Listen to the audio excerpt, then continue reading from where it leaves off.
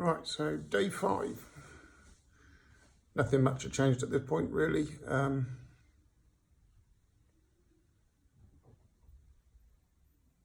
I'd been switched on to a main drug called Orimorph to try and get away from my daytime hallucinogens.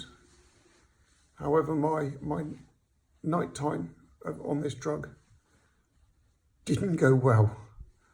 I went on a real weird ass trip of a night, really.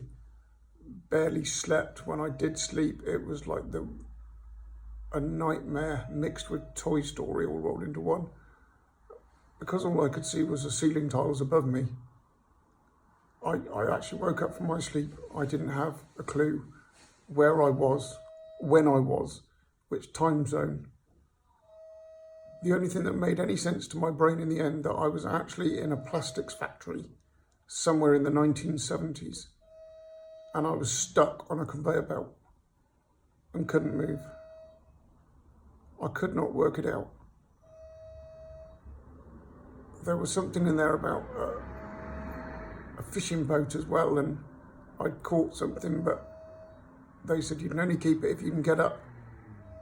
And of course, I was unable to get up because I was laid on a bed with a broken neck and a broken back. So I couldn't really move a great deal. I'd slid down the bed, I was trapped, I was stuck, I couldn't find my help button. Oh, it was the worst night's sleep ever. It was just some drug-crazed, crazy whirlpool, bizarre thing that went on. And when morning came, breakfast arrived, and I had some ready brek mixed up in a syringe so I could feed myself with it, because eating when you're lying flat on your back is supposed to be quite a challenge. I can get it much better, I have to say.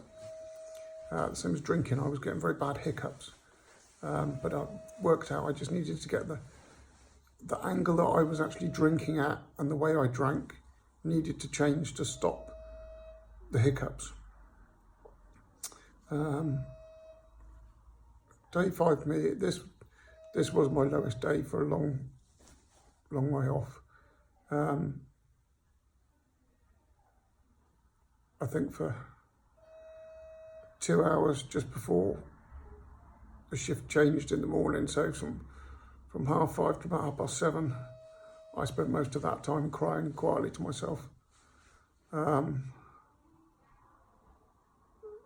Then my lovely nurse came in, she was giving me a bed bath, and we were chatting away, and I just lost it.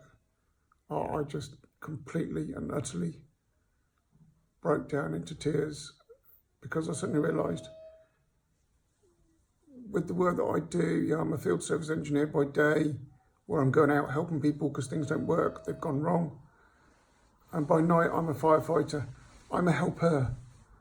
I am not, and ever have been, a helpee. I wasn't liking it. Really wasn't liking it. I just felt utterly helpless and useless. So it was good for it to listen. It's a nice bed bath.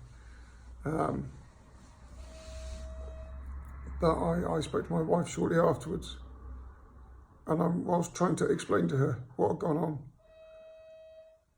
I just started crying again. Uncontrollable sobbing. It really did get to me. And then at about 11 o'clock,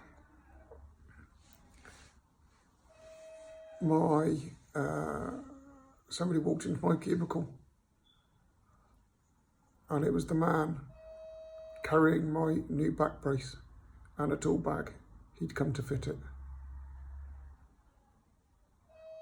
He stuck his hand out and said, "Hi Dave, my name's Liam," I think it was.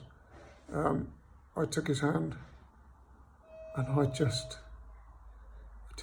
lost it.